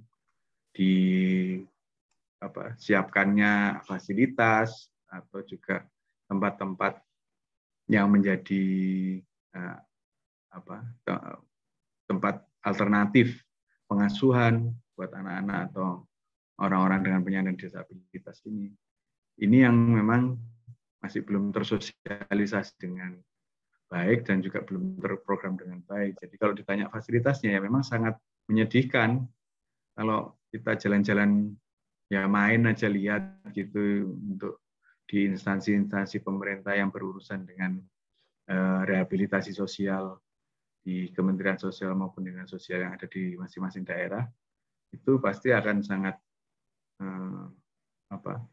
memprihatinkan kondisinya. Jadi kadang-kadang itu tempatnya dari segi fisiknya itu aja, air bersih, terus makanan, itu juga semuanya sangat terbatas. Terus belum lagi kurikulumnya atau pola pengasuhan atau pola pendidikan yang ada di panti tersebut itu juga belum ada standarisasi karena memang semuanya masih baru. Di antara sarana dan prasarana yang berdasarkan program kegiatan dalam rangka melaksanakan undang-undang yang masih baru ini, itu yang kemudian masih menjadi alasan kenapa masih belum maksimal. Jadi kalau memang lebih baik tetap pengasuhan alternatif itu, kalau memang orang tuanya nggak mampu, kita cari keluarga terdekat itu masih lebih enak dibanding harus kita serahkan kepada negara, karena kemudian negara sendiri dengan segala keterbatasannya akan lebih membuat keluarga atau anak-anak kita akan lebih mengalami hal yang menyiksa mungkin karena belum maksimal sarana dan prasarananya. Gitu. Ya, baik. Jadi keluarga memang tempat terfavorit ya, terutama dalam proses pembentukan anak. Ya, baik. Ada pertanyaan dari DM. Anak dicabuli, kemudian bisa aja dia menikmati dan bahagia. Maka orang tuanya nggak lapor karena malu. Maaf, hingga orang tua di KB biar tidak hamil. Jika seperti itu bagaimana hukumnya? Dan orang tua cari aman anak melakukan progresi di luar nikah, yang penting tidak hamil. Apakah ini dibenarkan secara hukum? Kalau pertanyaan dibenarkan secara hukum, jawabannya pasti tidak dibenarkan. Karena kemudian ada hak atas perlindungan dan kepentingan terbaiknya anak tadi yang hilang. Dalam kita melakukan pengasuhan, pendidikan dalam rangka pemenuhan hak tumbuh kembangnya kan menjadi ada pelanggaran. Harusnya dia belum menjalani proses sebagai orang dewasa, terus karena tadi direkayasa kan, dikasih alat kontrasepsi, usianya belum dewasa, kemudian organ reproduksinya harus dipaksa melakukan aktivitas-aktivitas seksual yang itu belum waktunya, kan berarti sudah pelanggaran terhadap hak anaknya tadi. Kalau sudah pelanggaran terhadap anak, secara hukum pasti akan melanggar Undang-Undang Perlindungan Anak. Nah, kemudian bagaimana kemudian perlakuan kita sebaiknya? Ya memang kalau kita menganggap bahwa apa yang dilakukan orang lain yang sudah merugikan kita itu tadi apa istilahnya dianggap aib, harusnya aib itu menimpa orang yang merugikan kita, yang menjadikan anak kita korban. Bukan kita sebagai korban diem, terus akhirnya tidak berani melaporkan dan tidak berani melakukan proses hukum, yang kemudian si pelaku akan melakukan perbuatannya itu kepada orang lain lagi. Jadi rantai kejahatannya menjadi bersambung hanya karena kita salah menyikapi dengan tidak melaporkan orang tersebut. Itu yang kadang-kadang kemudian membuat kenapa sih kok aturannya ada tapi kok nggak bisa dijalankan? Karena ternyata kita menyikapinya itu tidak tepat dengan tidak membuat laporan atau karena tidak berani tadi menganggap bahwa ya sudahlah saya berani menanggung sendiri kerugian ini, gitu kan? Padahal sebetulnya ada kewajiban kita untuk memberikan pelajaran kepada masyarakat atau warga negara lain untuk jangan sampai jadi korban dari perilaku si pelaku kejahatannya tadi. Kalau kita nggak lapor, pelaku kejahatannya pasti akan seneng. Wah, berarti aku tak cari korbannya anak-anak atau orang-orang disabilitas saja lah. Lebih enak. Pasti tidak laporan, keluarganya pasti nerima. Kemudian bisa cari korban lain, ya gitu. Nah, itu yang sebetulnya kita harus sama-sama berpartisipasi untuk penegakan hukum ini bisa jalan, aturan hukumnya juga bisa dilaksanakan, negara bisa hadir dalam memberikan perlindungan karena kita juga aktif untuk berusaha menuntut hak perlindungan itu, supaya negara mau melaksanakan langkah-langkah jaminan perlindungannya. Jadi memang semua tergantung kita sih. Yeah. Kalau kita mau untuk sama-sama berjuang, sama-sama memberikan kesadaran, ya lingkungan atau environment ekosistem perlindungannya akan terbangun. Jadi, gitu. Indikator-indikatornya kan harus muncul tadi. Ada indikator yang memang harus dibangun untuk bisa sama-sama memiliki kesadaran dan penghargaan, memanusiakan manusia itu dengan selayaknya itu yang seperti apa sih? Itu yang harus sama-sama kita berjuang. Ya, baik. Memanusiakan manusia dengan selayaknya. Nah, berarti perjuangan itu nggak harus kita menunggu dari atas, tetapi bersama-sama bersinergi antara pihak orang tua, kemudian masyarakat pada umumnya hingga kepada mungkin yang ada di pemerintahan. Karena kalau kita harus menunggu dari pemerintahan tapi kita tidak pernah melaporkan atau kita tidak pernah mendatakan anak-anak kita, jadi data tadi ya, data yang dari pemerintahan pun juga tidak terlalu banyak atau tidak terlalu lengkap, mungkin hasilnya juga berapa persen saja, sehingga ya recordnya itu tidak terlalu sehingga dalam proses penindaklanjutan itu jadi pengaruh gitu ya Pak ya. Jadi memang harus adanya sinergi. Baik Bapak Ibu, silakan untuk saat ini mungkin yang belum berpikir atau mau bertindak, kita harus bersinergi dengan masyarakat, dengan para hukum dan sampai kepada pemerintahan untuk bagaimana kita melindungi anak-anak kita.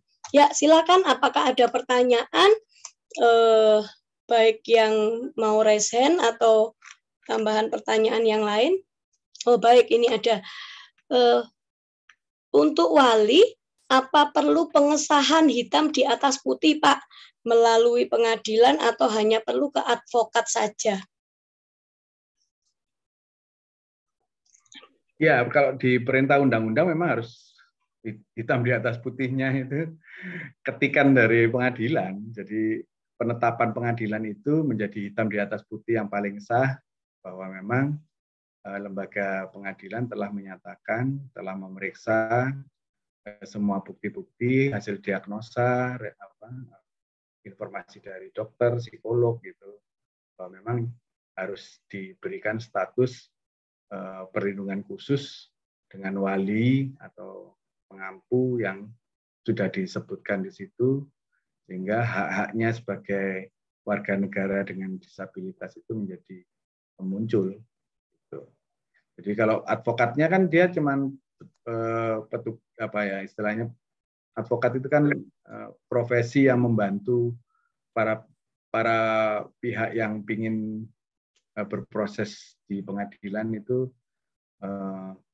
bisa diwakili, atau siapa tahu misalnya Bapak Ibu sekalian itu terlalu sibuk gitu loh. Nggak bisa nunggu antri di sidang, nggak bisa riwa-riwi, itu bisa menunjuk seorang advokat untuk mewakili kepentingannya, pengurusannya itu. Gitu. Tapi advokatnya harus tetap mengajukan permohonannya ke pengadilan, karena dia mendapatkan kuasa untuk pengurusan itu di pengadilan. Nanti yang mengeluarkan status penetapan pengadilan itulah yang menjadi dasar tentang ketidakcakapan atau tidak membuat sebagai penyandang disabilitas tadi itu. Ya, baik. Pak, tadi sempat ada di info tentang perbedaan, misalnya yang dalam proses hukum di penjara atau dan lain sebagainya, tempatnya untuk yang umum atau dengan yang kebutuhan khusus gitu ya. Nah, seandainya ini ada sebuah perilaku hukum, misalkan entah itu memukul orang tuanya sampai mengakibatkan orang tuanya cacat fisik, kemudian atau mungkin ada beberapa kasus itu ya sampai menusuk misalkan ya, tapi ada kesulitan pemahaman tertentu. Nah, itu dalam kasus hukumnya bagaimana ini proses pengadilannya, prosesnya? Apakah langsung diputuskan bersalah atau misalkan harus melakukan persidangan atau dengan menghubungi keluarga yang lain, keluarga besarnya atau bagaimana? Ya, jadi dengan adanya status yang jelas bahwa memang dianggap tidak memiliki kemampuan berbuat dan bertindak secara hukum itu, maka memberikan perlindungan. Jadi misalnya karena perilakunya kemudian menyebabkan orang lain jadi korban, itu akan memberikan keringanan hukuman atau membantu membebaskan dari tanggung jawab pidananya.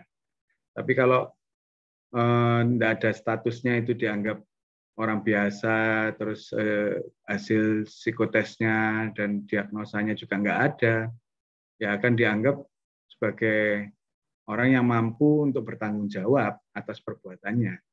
Nah, ketidakmampuannya itu kan harus dibuktikan dengan penetapan pengadilan tadi. Dalam beberapa kasus kemarin itu pencurian, terus pemerkosaan, beberapa anak yang kita dampingi, kelemahannya di situ. Karena jaksa sendiri yang melakukan penuntutan di persidangan untuk meminta hukuman itu juga akan menganggap selama tidak ada status yang jelas bahwa memang dia ada keterbatasan dan dianggap mampu bertanggung jawab, ya harus menjalani hukuman secara aturan hukum yang ada gitu. Makanya proses hukumnya itu sejak awal memang dengan adanya Undang-Undang Disabilitas kan sudah diamanatkan bahwa aparat hukum harus memastikan, wajib memastikan apakah punya kemampuan bertanggung jawab atau tidak. Nah, pada saat kita sebagai keluarga atau pihak yang diminta untuk mendampingi ini bisa menunjukkan bahwa memang ada keterbatasan perilaku dan ada perbedaan perilaku yang harus dimaklumi secara medis, itu menjadi alasan untuk apakah proses hukum ini akan berlanjut atau tidak.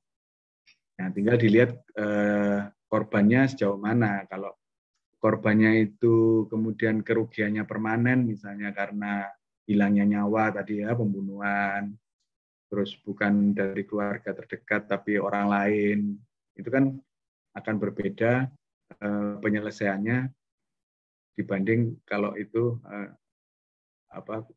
korbannya itu tidak melakukan tuntutan-tuntutan karena memang masih punya pemahaman bahwa oh ya dimaklumi gitu. Tapi kalau korbannya itu tetap nuntut dan harus diproses di pengadilan, maka proses hukumnya akan jalan tetap seperti biasa dengan pendampingan dan proses pembuktiannya di persidangan itu dengan data-data yang harus kita ungkapkan bahwa perilaku-perilaku penyimpangan perilakunya itu didasari dari bukan niat jahat, tapi karena obat atau karena memang gangguan sensorik atau karena apa, itu harus bisa dibuktikan untuk memberikan keringanan hukuman atau pembebasan hukuman. Ya. Gitu. Nah, misal nih dalam posisi itu ternyata memang belum adanya penetapan pengadilan tadi ya, bahwa diagnosa dan lain sebagainya. Tapi ini sudah terjadi kasusnya.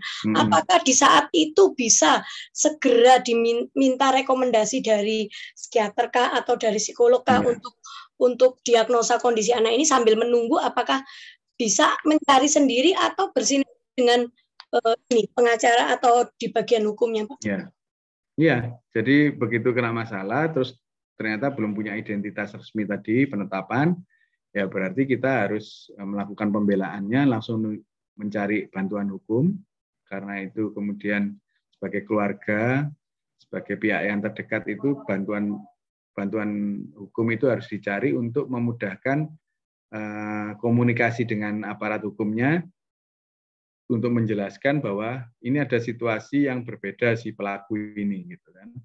Nah, sambil di perjalanan kita melakukan permintaan-permintaan dan pengajuan-pengajuan dalam bahasa pembelaan atau penasihat hukum itu akan berusaha menunjukkan kepada si pemeriksa, pihak kepolisian maupun kejaksaan maupun pengadilan nanti itu dengan fakta-fakta yang mendukung secara ilmiah, diagnosa dokter, psikolog, untuk kemudian itu tadi upayanya adalah menghentikan perkara karena memang dianggap tidak memiliki kemampuan bertanggung jawab secara pidana, atau memang prosesnya jalan terus tapi hukumannya menjadi ringan karena niat jahatnya itu ternyata tidak muncul karena ketidaksengajaan misalnya kayak gitu. Itu kan bisa lebih meringankan. Nah, itu yang jadi langkah pertama memang harus segera mencari bantuan hukum.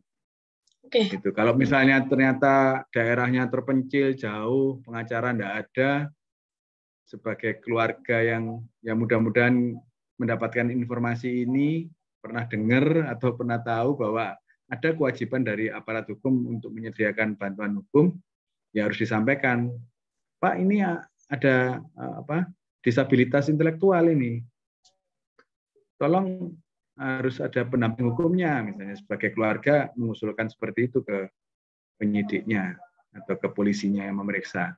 Sehingga informasi awal itu yang bisa menjadi dasar untuk ada asesmen, ada pendampingan. Gitu.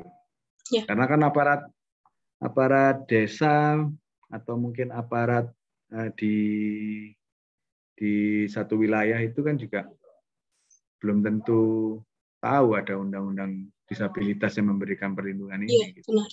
Jadi harus ada yang mengingatkan. Kalau dari undang-undangnya, regulasinya negara ini berusaha memberikan jaminan, tapi pelaksanaannya kalau bukan kita yang aktif tadi, ya dianggapnya tidak ada aturan yang melindungi. Gitu. Tapi kalau kita tunjukkan ada aturan yang melindungi dan wajib loh Pak, ini harus didampingi. Kalau nggak wajib, pemeriksaannya menjadi batal. Karena ada pemeriksaan yang kurang, karena dia diperiksa tanpa ada pendampingan hukum misalnya gitu kan. Polisinya sendiri menjadi kesulitan untuk nggak mau repot ya nanti kalau kena masalah kan, nggak jadi naik pangkat, bisa dipindah ke tempat yang lebih terpencil lagi kalau kemudian dia melanggar undang-undang. Gitu. Iya, baik. Ya, terima kasih Pak. Tadi ada yang resen, Ibu Ida Ayu, apakah siap? Ya, terima kasih. Terima kasih. Terima kasih Mbak Risto. Pak, ini terkait kami di bidang pemberdayaan perempuan dan perlindungan anak. Sekarang ini banyak kasus terkait ya karena dibully, selain pelecehan seksual juga perdagangan anak gitu. Masalahnya kalau dari kami itu memang ada pendampingan psikolog dan hukum. Akan tetapi biasanya kalau ini lagi masalah perceraian juga Kak. Biasanya ke kami lakukan mediasi, tapi biasanya itu ngambil jalan sendiri, maksudnya ke advokat lain gitu loh. Padahal di kami itu ada kadang. Terus juga ada ini tentang kasus disabilitas. Sempat kemarin tuh sudah lama kasusnya. Tapi ya enggak tahu ya prosesnya gimana sampai kayaknya nggak ada keputusan gitu loh. Itu misalkan ya kami juga kerepotan sendiri, kami nggak bisa karena anaknya itu sekarang mungkin karena malu juga orang tuanya mungkin disembunyikan. Untuk mengantisipasi misalkan disabilitas kan macam-macam. Kalau misalkan untuk penanganan disabilitas bagaimana ya untuk di perlindungan untuk anaknya secara hukum itu kami belum begitu Itu aja Mbak Rizka. Ya, baik Bu Ida. Silakan Pak Edward. Terima kasih Bu Ida. Ini di provinsi mana Bu? Di Jawa Timur. Oh di Jawa Timur, berarti sama Pak Chandra. Iya Pak Chandra, Pak Nana. Oh iya. Undang-Undang Perlindungan Anak itu pasal 59 ada perlindungan khusus Bu. Jadi perlindungan khusus itu ada salah satunya anak dengan disabilitas. Nah, di dalam Undang-Undang Perlindungan Anak pasal 59 itu tadi, kemudian jenis-jenis perlindungan khususnya apa saja untuk anak disabilitas kan kita merujuk ke Undang-Undang Disabilitas tadi sebagai pelaksanaan teknis bagaimana sih menangani para penyandang disabilitas gitu kan. Jadi anak-anaknya sudah dilindungi dengan Undang-Undang Perlindungan Anak. Pasal 59 Undang-Undang Perlindungan Anak itu diantaranya menyatakan bahwa anak dengan disabilitas butuh perlindungan khusus. Nah, perlindungan khususnya semacam apa? Kita langsung merujuk ke Undang-Undang Disabilitas tadi, Undang-Undang tahun 2016, nomor 8 tahun 2016 itu. Di sana ada peraturan pemerintah yang menjelaskan secara rinci fasilitas-fasilitasi dari pemerintah apa saja yang bisa dilakukan untuk mereka yang menyandang disabilitas, untuk anak-anak yang butuh perlindungan khusus karena dia disabilitas. Itu ada. Jadi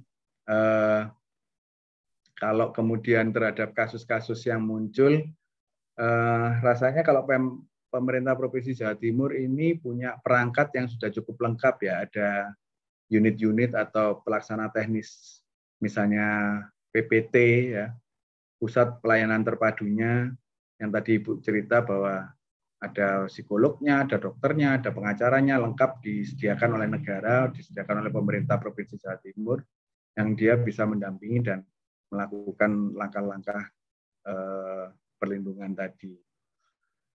Kalau kemudian ternyata keluarganya sendiri yang bersikap untuk tidak ingin diekspos atau merasa ini aib, sebetulnya dengan adanya Undang-Undang Perlindungan Anak maupun Undang-Undang Disabilitas itu kewenangan terbesar ada di pemerintah daerah. Jadi urusannya bukan lagi urusan keluarga sebetulnya. Jadi justru keluarga harus nurut sama pemerintah, manut bahwa ini sekarang kasus anak-anak ini menjadi kasusnya negara. Karena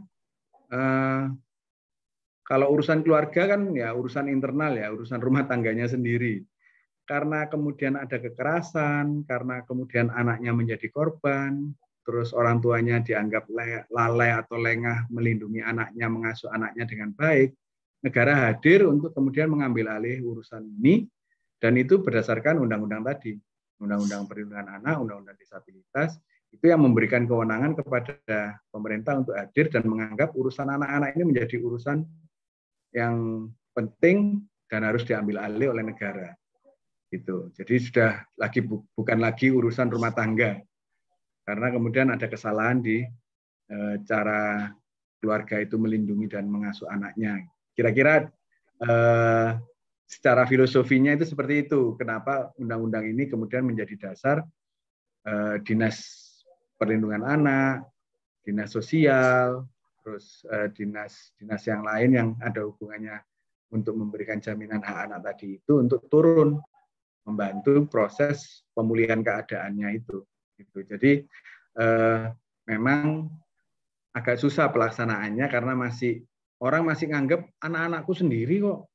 Kate tak urusi model apa ya, terserah bapak ibunya gitu. Kadang-kadang ada pemikiran seperti itu gitu. Nah, ini yang memang kesadaran ini yang nggak bisa kita biarkan pada saat ada kesalahan dalam pola pengasuhannya. Dan itu kewenangan negara, kewenangan pemerintah sudah diberikan dengan undang-undang yang pemerintah bisa hadir langsung atas nama undang-undang. Pak, Bu, saya hadir ke sini atas nama undang-undang karena ternyata anak Bapak sudah jadi korban, maka harus diperlakukan seperti ini, dirawat seperti ini, direhabilitasi seperti ini, mengikuti prosedur, mengikuti standar pelayanan minimal yang sudah diatur oleh undang-undang maupun peraturan-peraturan lakjuknisnya. Itu ceritanya, kira-kira Bida. Oke. Ya, gimana Bida? Sudah? Sudah. Baik, terima kasih. Baik, pukul 20.49, kita 21.00 biasanya mengakhiri. Tapi ini ada satu pertanyaan dari direct message. Saya kembali lagi tadi tentang pengesahan hitam di atas putih. Pengesahan hitam di atas putih kalau sudah disahkan oleh pengadilan, apa berlaku selamanya? Atau apakah ada masa berlakunya?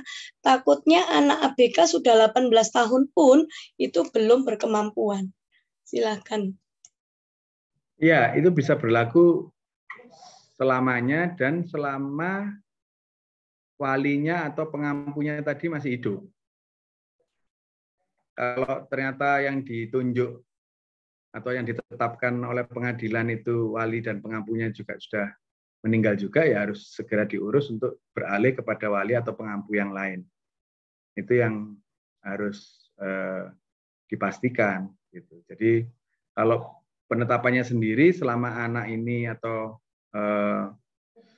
para penyandang disabilitas ini memang masih dianggap tidak mampu, kan ada yang bisa menjadi mampu karena kemudian dapat terapi atau setelah diobati dan sebagainya, itu kan terutama yang fisik misalnya kan, kalau kemudian kecacatan fisik misalnya yang tadinya tidak mampu karena tidak punya tangan dan kaki misalnya gitu, terus akhirnya bisa dapat tangan dan kaki robotik misalnya gitu, kan akhirnya menjadi mampu. Nah, itu bisa berakhir otomatis.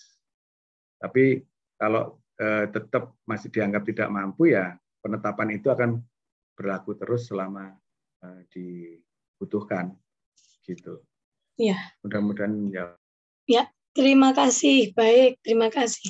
Oke, 20.51 kita akan akhiri pertemuan kita malam hari ini. Wah, sangat luar biasa penjelasan dari Pak Edward. Tapi sebelumnya saya mau undang Ibu Marta. Nah, Bu Marta, apakah ada? Oke, silakan Bu Marta. Apakah ada tentang apa sih yang didapat ini di hari ini?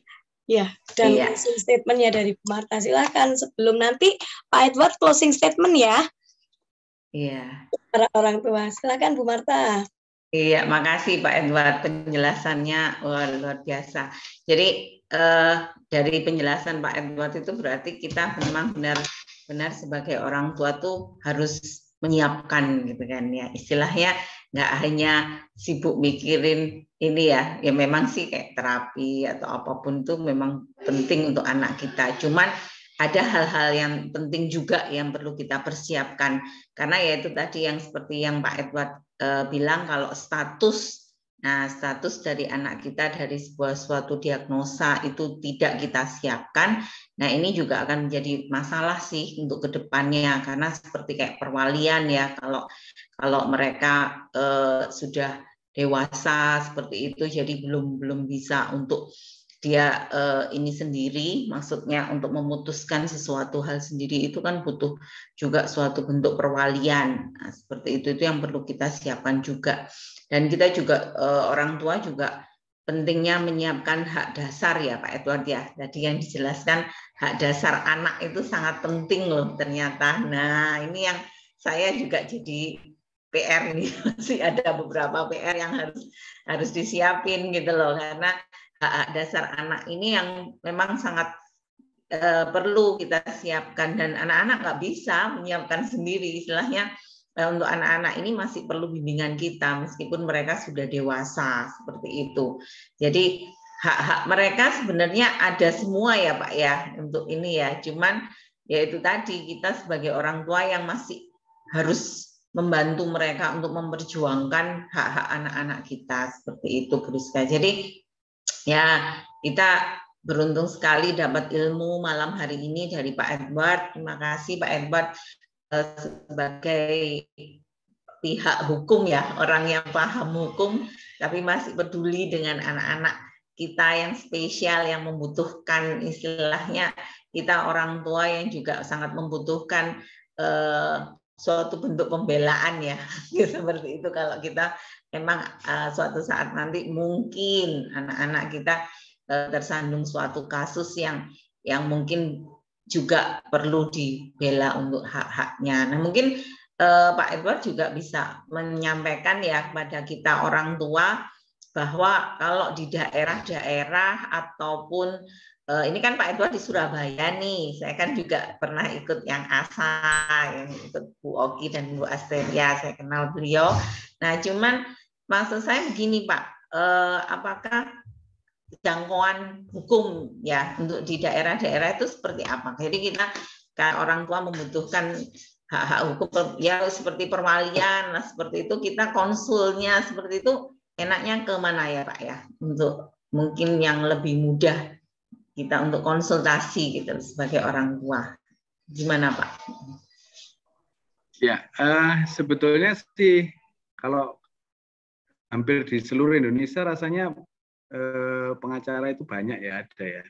Tapi memang apakah mereka punya pemahaman atau pengertian yang sama terhadap Undang-Undang Perlindungan Anak dan Undang-Undang Disabilitas ya belum tentu juga. Jadi kita ngikuti prosesnya, kalau mau tanya konsultasi ke pengadilan langsung bisa untuk ngurus penetapan perwalian tadi. Langsung datang ke pengadilan itu ada penerima tamu, terus ada bagian konsultasinya bisa. Itu. Atau kalau tadi seperti dinas yang Bu Ida tadi itu ada di setiap provinsi, di setiap kabupaten kota itu dinas pemberdayaan perempuan dan perlindungan anak. Itu bisa juga bisa didatangi untuk kemudian dimintai konsultasi atau mungkin arahan kira-kira persoalan yang dibutuhkan apa, itu bisa. Jadi Kementerian Pemberdayaan Perempuan dan Perlindungan Anak itu di setiap provinsi dan kabupaten kota, kepala daerah pasti membentuk dinas pemberdayaan perempuan dan perlindungan anak ini. Jadi nanti di sana mereka akan ada unit pelayanan khususnya. Kalau untuk kasus yang sudah terjadi biasanya ada pendampingannya. Dan di sana juga sudah tersedia tadi dokter, psikolog, pengacara yang ditunjuk oleh dinas untuk bekerja sama membantu jika ada persoalan dari masyarakat. Itu bisa didatangi. Nggak apa-apa. Tapi kalau jaringannya orang tua ini mau membentuk sendiri semacam lembaga seperti ASA juga bisa. Jadi kalau di ASA kan bantuan hukum ada, psikolog juga ada, kemudian kegiatan-kegiatan pendukung lainnya yang sifatnya untuk kepentingan keluarga maupun anak-anak autis atau penyandang autisme itu juga bisa dilakukan. Jadi partisipasinya langsung dari para orang tua untuk menghimpun diri dan membentuk lembaga bantuan hukum atau lembaga advokasi sendiri bisa juga. Gitu. Kalau butuh nanti ini di setiap kabupaten kota ada kok organisasi pengacara itu banyak, dan profesi pengacara itu sarjana hukum, dia kalau begitu lulus terus ikut ujian profesi advokat, dia pasti punya izin praktek untuk ngurus ke pengadilan dan memberikan bantuan hukum gitu. Tinggal kita mungkin cari tahunya ya dari Google, rasanya sekarang informasi sudah banyak kok Bu Marta. Iya, banyak. Jadi tinggal tanya aja di kota mana, di wilayah desa mana itu ada advokat di alamat itu apa enggak gitu. Karena kan identitas database advokat se-Indonesia pasti muncul karena masuk ke database websitenya organisasi advokat. Gitu. Ya, Bu Marta, bagaimana? Iya, terima kasih Pak Edward. Mau tanya tentang ASA nih Pak. Kalau tentang ASA ini masih jangkauannya antara Surabaya aja atau gimana ya Pak? Kalau ngomong jangkauan karena sifat advokasinya itu bukan sekedar advokasi pendampingan langsung saja, tapi advokasi kebijakan juga. Jadi misalnya ada aturan yang salah dan sebagainya, ya kita kadang-kadang harus menghubungi ke pemerintah pusat, terus ke kementerian atau mungkin ke DPR gitu juga kalau memang ada hal yang perlu sampai harus ke sana. Tapi kalau pendampingan kasusnya memang ya terbatas. Jumlah advokat yang ada di ASA juga tidak banyak. Terus mungkin kalau terpaksa harus ada kasus di luar Surabaya, kita akan memberikan rujukan tadi. Misalnya saya punya kenalan di Malang, advokat yang saya pandang sudah punya pengertian dan pemahaman tentang perlindungan anak dan disabilitas, itu kita bisa kontak, kasih nomornya untuk kemudian didampingi di jaringan-jaringan yang dikenal oleh kita. Gitu. Dan kebetulan memang Bu Oki dan pengurus ASA yang lain juga temannya banyak sih. Jadi kalau telepon-teleponan itu sudah bisa kemana-mana. Iya. Jadi bisa bersinergi ya Pak ya. Bisa bersinergi dengan ASA untuk mau diarahkan ke wilayah mana begitu ya. Ya, baik. Oke Bu Marta, sudah? Ya, itu aja. Makasih banyak infonya Pak Edward. Selamat malam. Ya, terima kasih. Sama-sama. Oke, 21.00 kita akan berakhir malam hari ini. Sebelumnya kami mengucapkan terima kasih kepada Bapak Edward Dewaruci yang sudah berbagi ilmu dan pengalamannya yang sangat luar biasa kepada kita semua. Nah, sebelum berakhir, apakah ada closing statement nih Pak yang perlu nih untuk para orang tua saat ini, apa dulu nih yang harus dilakukan untuk bisa mempersiapkan yang tadi mungkin hak dasarnya kah, atau bagaimana tidak perlu takut dengan hukum kah, kemudian harus melapor, atau juga tentang penetapan pengadilan. Silakan. Ya, seperti yang disampaikan di awal bahwa kita harus bahwa anak kita adalah anugerah. Jadi bukan ancaman, bukan kemudian bencana gitu, atau jadi artinya karena anugerah maka apapun yang kita terima, anak-anak kita kondisinya seperti apapun harus kita syukuri dan kita perlakukan sebagaimana lainnya gitu. Dan sebetulnya langkah-langkah konstitusional atau negara Indonesia untuk memperlakukan warga negaranya secara mandiri diwujud regulasi dan aturan-aturan yang melandasi supaya negara tetap bisa memberikan pemenuhan hak anak atau hak kaum disabilitas, kemudian penghormatan terhadap hak anak dan hak kaum disabilitas, serta perlindungan terhadap hak mereka.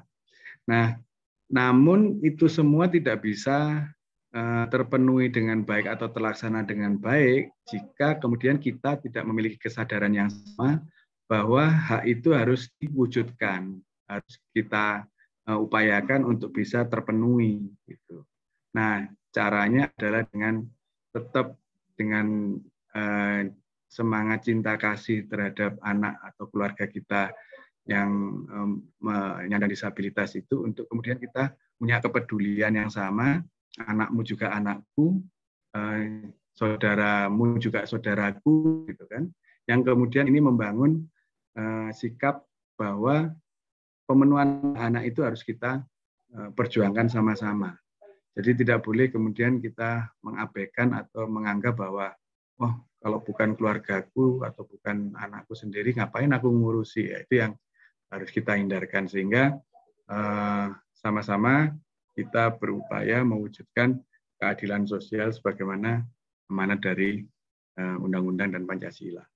Itu yang mungkin bisa saya sampaikan malam ini. Mohon maaf jika ada hal-hal yang salah, kata-kata yang kurang berkenan, dan mudah-mudahan ada manfaat dan gunanya kita bertemu malam hari ini. Terima kasih.